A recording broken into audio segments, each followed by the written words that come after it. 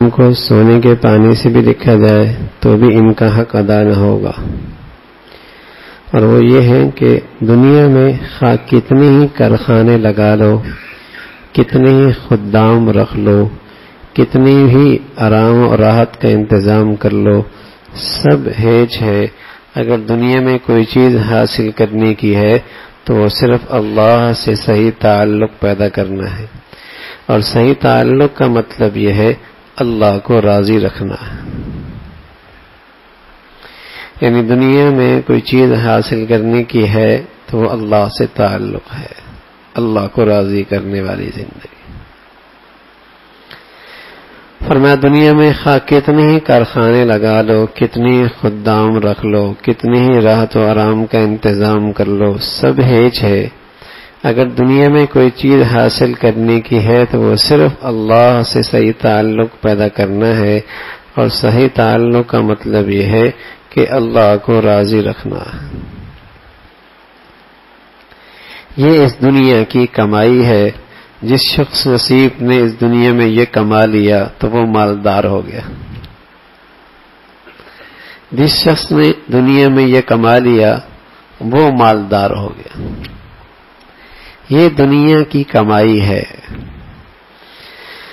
فرمایا تھانوی نے 2 ملفوظ لکھے اور فرمایا کہ یہ ایسے ہیں کہ اگر ان کو سونے کے پانی سے بھی لکھا جائے تو ان 2 ملفوظ کا حق ادا نہ ہوگا، اور ان میں پہلا یہ ہے، فرمایا دنیا خواہ کتنے ہی کارخانے لگا لو، کتنے ہی خدام رکھ لو، کتنا ہی راحت و آرام کا انتظام کر لو، سب ہیج ہے۔ اگر دنیا میں کوئی چیز حاصل کرنے کی ہے تو وہ صرف اللہ سے صحیح تعلق پیدا کرنا ہے، اور صحیح تعلق کا مطلب یہ ہے کہ اللہ کو راضی رکھنا ہے۔ یہ دنیا کی کمائی ہے۔ جس شخص نے دنیا میں یہ کما لیا وہ مالدار، اسے زندگی کا مقصد حاصل ہو گیا۔ چاہے وہ امارت امیری میں یہ مل جائے، چاہے غریبی میں مل جائے، چاہے کوٹھی بنگلے والے کو مل جائے، چاہے جھونپڑی میں رہنے والے کو مل جائے، اصل چیز یہ ہے اس دنیا کی اصل کمائی اللہ سے تعلق۔ چاہے بیماری میں یہ نصیب ہو جائے، چاہے آزمائش میں یہ نصیب ہو جائے، چاہے روکھی سوکھی میں یہ نصیب ہو جائے، تب بھی یہ شخص مالدار ہے، اسے زندگی کا حاصل نصیب ہو گیا۔ پھر نہ اس کے لیے بیماری مسئلہ، پھر نہ اس کے لیے آزمائش مسئلہ، پھر نہ اس کے لیے امتحان مسئلہ، پھر نہ اس کے لیے فقر مسئلہ، پھر نہ اس کے لیے کم آمدنی مسئلہ، اس لیے کہ اس کے پاس تو دنیا کی سب سے قیمتی چیز موجود ہے اور وہ اللہ سے تعلق ہے۔ پھر کیا مسئلہ؟ پھر کیا مسئلہ؟ تو اس دنیا کی سب سے قیمتی چیز، فرمایا تھانوی رحمۃ اللہ لکھا، دنیا میں خواہ کتنے کارخانے لگا لو، کتنے خدام رکھ لو، کتنا ہی راحت و آرام کا انتظام کر لو، سب ہیج ہے۔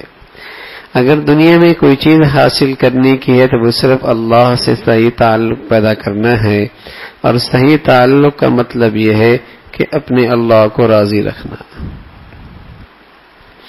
دوسری نصیحت یہ ہے کہ بعض لوگوں میں ناز اور فخر کا مادہ ہوتا ہے۔ دوسری نصیحت حضرت تھانوی رحمۃ اللہ نے یہ فرمائی کہ بعض لوگوں میں ناز اور فخر کا مادہ ہوتا ہے، شاید ہی کسی میں نہ ہو اب تو، ٹھیک ہے نا، کسی نہ کسی انداز سے اسے اپنی چیز پر، اپنے کمال پر، اپنی نعمت پر، اپنی حیثیت پر ناز ہوتا ہے۔ اگرچہ اظہار نہ کرے، دل میں یہ بیماری اندر سے نکلنا آسان نہیں ہوتی، آسان نہیں ہوتی۔ کبھی جب اس پہ چوٹ لگتی تو پھر آدمی کو پتہ لگتا ہے میاں میرے اندر تو یہ بیماری بھی ہے، یہ بیماری بھی تھی۔ فرمایا دوسری نصیحت یہ فرمائی، بعض لوگوں میں ناز اور فخر کا مادہ ہوتا ہے، دوسروں کو حقیر، خود کو بڑیا سمجھنے لگتے ہیں۔ حدیث پاک میں ہے، اگر کسی کے دل میں رائی کے برابر بھی کبر ہوگا وہ جنت میں داخل نہیں ہو سکتا، وہ جنت میں داخل نہیں ہو سکتا جب تک کہ وہ پاک نہ ہو جائے۔ حضرت تھانوی رحمۃ اللہ علیہ فرماتے ہیں، مجھ کو اپنے اوپر بفضل تعالی ناز اور فخر نہیں ہوا کہ میں اچھا ہوں، کیونکہ میں اپنے دل میں سوچتا رہتا ہوں کہ لوگ یہاں تو خوب حضرت اور شیخ کہہ رہے ہیں، ہر سمت خوب عزت ہوتی ہے، مگر کیا معلوم آخرت میں کیا حال ہو۔ یہی تکبر کا علاج بھی ہے کہ اپنے دل میں سوچتا رہے، خدا جانے آخرت میں کیا حشر ہوگا۔ حضرت سلیمان ندوی فرمایا کرتے تھے، ہم ایسے رہے ویسے رہے، وہاں دیکھنا ہے کیسے رہے۔ اپنے اوپر انسان کیا ناز اور فخر کرے، کیا معلوم آخرت میں کیا حال ہوگا۔ تھانوی رحمۃ اللہ علیہ فرماتے تھے، کوڑے کہیں زکامے پر ہنسا کرتا ہے کہ اس کو چھینک آ رہی ہے، کیونکہ وہ سمجھتا ہے کہ میرا کوڑا اس کی چھینک سے کہیں زیادہ خراب ہے۔ تو میں نے تھانوی کے اس ملفوظ کو نظم کیا، ہر شخص اپنے کو مثل کوڑے سمجھے اور دوسروں کو مثل زکامی، کہ تب انشاءاللہ کبر کا نام نہ رہے گا۔ تو حضرت کی دو نصیحتیں ہیں، ایک تو یہ فرمایا کہ اس دنیا کا حاصل یہ ہے کہ اللہ سے تعلق نصیب ہو، اور دوسری نصیحت یہ فرمائی کہ حتی الامکان اپنے آپ کو آدمی کبر کی بیماری سے محفوظ رکھے، کبھی ناز نہیں، کبھی اپنی بڑائی نہیں، کسی خوبی پر، کسی کمال پر۔ اور اللہ کے نبی صلی اللہ علیہ وسلم نے اپنی امت کو اس کبر سے بچنے کے لیے ظاہری تواضع کی شکلیں بھی بتائیں، ظاہری تواضع کی شکلیں بھی بتائیں کہ عام آدمیوں میں اٹھو بیٹھو، عام آدمیوں میں اٹھو بیٹھو، معمولی لوگوں کے ساتھ اٹھے بیٹھو، ہر ایک کو سلام میں پہل کرو، اپنی کوئی امتیازی شان نہ پیدا کرو، کبھی اپنی زبان سے اپنی تعریف نہ کرو۔ آپ علیہ الصلوۃ والسلام حتی الامکان اپنی امتیازی شان مٹانے کے لیے اتنا کرتے، اپنے جوتے خود گاڑنے لگتے، اپنی اونٹنی کو چارہ پانی خود پلاتے، بازار سے سبزی لینے کے لیے خود تشریف لے جاتے، بہت سارے کام جو آج ہم کہتے ہیں میری شان کے خلاف ہے، میں کیسے کروں گا یہ۔ ہاں، تو آپ علیہ الصلوۃ والسلام اپنی امت کو یہ چیزیں اس لیے کر کے دکھائیں تاکہ کسی بھی طریقے سے کوئی امتیازی شان پیدا کر کے کبر کی بیماری میں مبتلا نہ۔ تو عاجزی ان کے ساری، کبر نہیں۔ اور دنیا کی سب سے بڑی کمائی اپنے اللہ سے تعلق ہے، یہ حاصل ہے تو میرے عزیزو کسی چیز کی فکر کرنے کی ضرورت نہیں، اور یہ چیز حاصل نہیں ہے تو سب چیزیں ہیج ہیں۔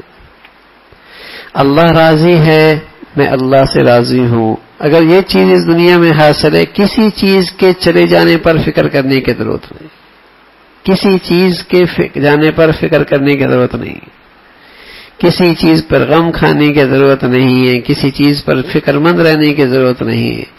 اور یہ چیز حاصل نہیں، ساری دنیا کی چیزیں حاصل ہیں، سب ہیج، سب ہیج۔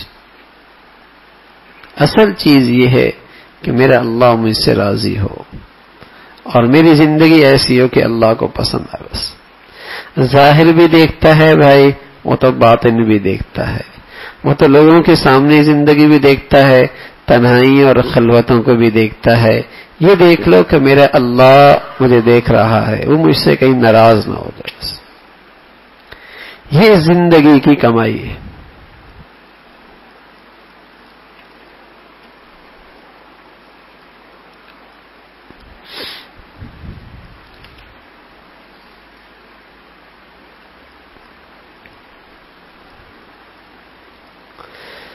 حتانی رحمۃ اللہ فرماتے ہیں اگر غصہ نہ ہو تو غصے کو پینا کیسے ثابت ہوگا؟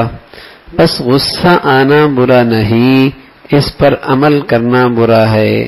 قرآن نے کہا نا وَالْكَاظِمِينَ الْغَيْظَ، غصے کو پی لینے والے اللہ کے پیارے۔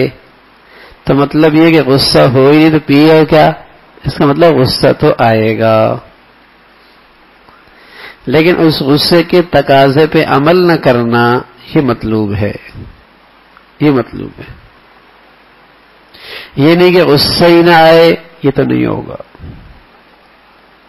ہاں، غصہ تو آئے گا لیکن اس کے تقاضے پہ عمل نہ کرے، ہٹ جائے، معاف کر دے، درگزر کر دے، کوئی نیکی شروع کر دے، ہاں اپنا تصور کر لے کہ مجھے اس بندے پہ غصہ آ رہا، کیوں اس نے میرے خلاف کام کیا، میری بات نہیں مانی، اللہ کو بھی مجھ پہ پتہ نہیں کتنا غصہ ہوگا، پتہ نہیں میں بھی تو کتنی اللہ کی نہیں مانتا، جب وہ معاف کر دیتا ہے میں بھی اللہ کے بندے کو معاف کر دوں،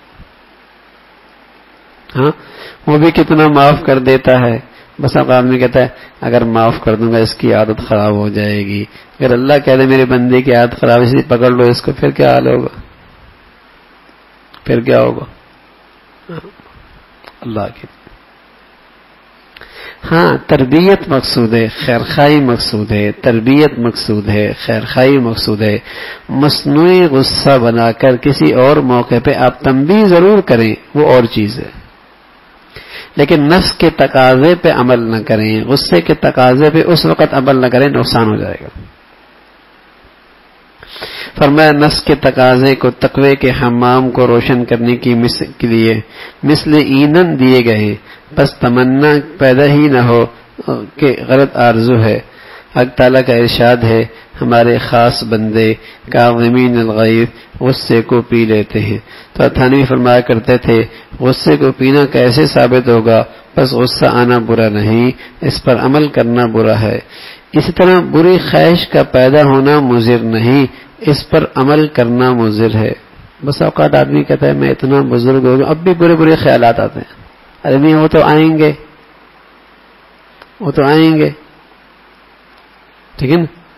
ہاں اس کی ازالے کی کوشش کرتے رہو کہ جیسی آئے کسی خیر کی طرف مصروف ہو جاؤ، کسی اچھے خیال کی طرف متوجہ ہو جاؤ، اعوذ باللہ پڑھ لو، اس کے تقاضے پہ عمل نہ کرو، وہ تو آئیں گے، وہ کبھی نہیں ہو سکتا کبھی بھی نہ آئے،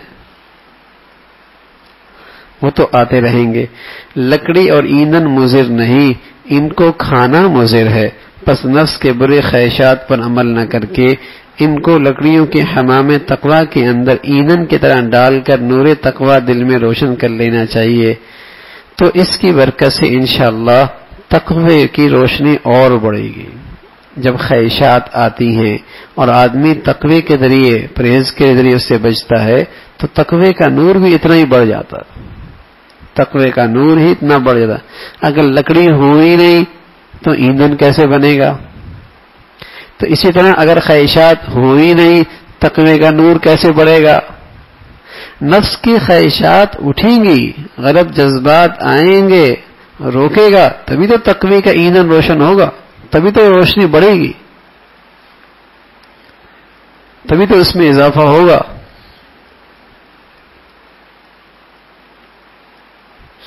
حضرت علی بن حسین کی باندی سے آپ کے اوپر گرم پانی گر گیا، آپ کا چہرہ غصے سے عابدین رحمۃ اللہ علیہ، آپ کا چہرہ غصے سے سرخ ہو گیا۔ باندھی نے تلاوت کی والکاظمین الغیظ، آپ کے چہرے سے اس کو سنتے ہی غصے کا رنگ ختم ہو گیا۔ غصہ ہے نا، اس نے بولا والکاظمین الغیظ، اللہ کے پیارے غصے کو پی لیتے ہیں، تو آپ سنتے ہی غصے کا رنگ ختم ہو گیا۔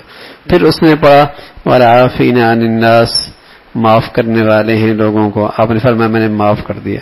پھر اس نے پڑھا واللہ یحب المحسنین، اللہ احسان کرنے والوں سے محبت فرماتے ہیں، آپ نے فرمایا جا میں نے تجھے آزاد کر دیا۔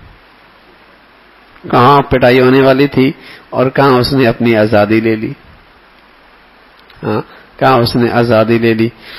غصے میں عقل ٹھکانے نہیں رہتی، انجام اور نتیجہ سوچنے کا ہوش نہیں رہتا، غصے میں عقل ٹھکانے نہیں رہتی، انجام اور نتیجہ سوچنے کا ہوش نہیں آتا، ایسے غلط فیصلے غصے میں کر لیتا ہے، ساری زندگی پچھتاتا، ساری زندگی پچھتاتا۔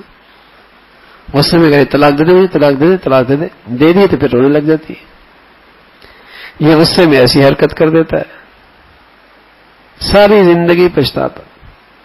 تو سچ ہے غصے میں پھر عقل ٹھکانے نہیں رہتی اور انجام اور نتیجہ سوچنے کا ہوش نہیں رہتا، اس لیے ہاتھ اور زبان سے ایسی نامناسب حرکتیں انسان سے صادر ہو جاتی ہیں جس سے قتل، خون، بے عزتی، بس اوقات گھر کے گھر اجڑ جاتے ہیں، نہ جانے کتنی قیمتی جانیں، زندگیاں، اسباب تباہ ہو جاتے ہیں۔ کتنے مقدمہ بازیوں نے دل کا سکون، رات کی نیند حرام کر رکھی ہے، جس سے دنیا کی ترقی، آخرت کی تیاری کے لیے وقت اور فراغ اور اطمینان قلب میسر نہیں ہوتا۔ غصے کی تباہ کاریوں سے کتنے بچے یتیم، بیویاں بیوہ اور گھروں کے چراغ بجھ گئے۔ غصے کا نتیجہ ہے۔ اس خطرناک بیماری کی فکر نہایت ضروری ہے۔ غصے سے مغلوب ہونا، مخلوق خدا کو ستانا نہایت درجہ بدبختی اور شقاوت اور سنگ دلی ہے۔ غصے سے مغلوب ہونا اور اللہ کی مخلوق کو ستانا نہایت درجہ بدبختی اور شقاوت اور سنگ دلی ہے۔ بزرگوں کا طریقہ یہ رہا ہے، جس نے ستایا اس کو معاف کر دیا، اس کے لیے بھی دعا کا معمول رکھا، مولانا رومی رحمۃ اللہ علیہ کے سامنے دو آدمی لڑ رہے تھے۔ ایک نے کہا اگر ایک کہے گا مجھ سے 10، ایک نے کہے گا اگر ایک کہے گا تو مجھ سے 10 سنے گا۔ مولانا نے فرمایا ہم کو 1000 کہہ لو، ہم سے ایک بھی نہ سنو گے، بس دونوں پاؤں میں گر گئے اور توبہ کر کے صلح کر لی۔ ایک کہو گے 10 سناؤں گا، تو مجھے 1000 کہہ لو، ایک بھی نہیں سناؤں گا۔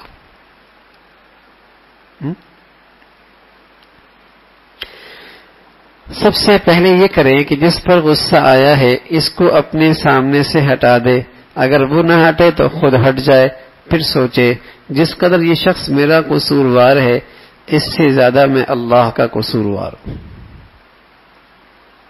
جس قدر یہ شخص میرا قصوروار ہے میں اللہ کا اس سے زیادہ قصوروار ہوں، اور جس طرح میں چاہتا ہوں کہ اللہ میرا قصور معاف کر دے، مجھ کو بھی چاہیے کہ میں بھی اس کا قصور معاف کر دوں، اور زبان سے اعوذ باللہ من الشیطان الرجیم بار بار پڑھتا رہے، پانی پی لے، وضو کر لے، کھڑا ہو تو بیٹھ جائے، بیٹھا ہو تو لیٹ جائے، پھر جب عقل ٹھکانے ہو جائے اس وقت بھی اگر قصور پر سزا دینی مناسب معلوم ہو، سزا دینے میں قصوروار کی بھلائی ہو، جیسے اپنی اولاد، اس کی اصلاح ضروری ہے، یا کسی مظلوم کی مدد کرنا اور اس کی طرف سے بدلہ لینا، تو اول خوب سمجھ لے اتنی خطا کی کتنی سزا ہونی چاہیے۔ جب اچھی طرح شریعت کے مطابق تسلی ہو جائے اس قدر سزا دے، چند روز اس طرح کرنے سے انشاءاللہ غصے پہ قابو پا لے گا۔ بیماری ہے، خطرناک بیماری ہے۔ اللہ کے نبی صلی اللہ علیہ وسلم فرمایا کرتے تھے ان الغضب لا يفسد الایمان، ایمان سے، غصے سے ایمان خراب ہو جاتا ہے۔ محنتیں لگائیں، مہینے لگائے، سالوں لگائے، کچھ ایمان میں تازگی آئی، غصہ کیا، سارا ایمان خراب کر دیا۔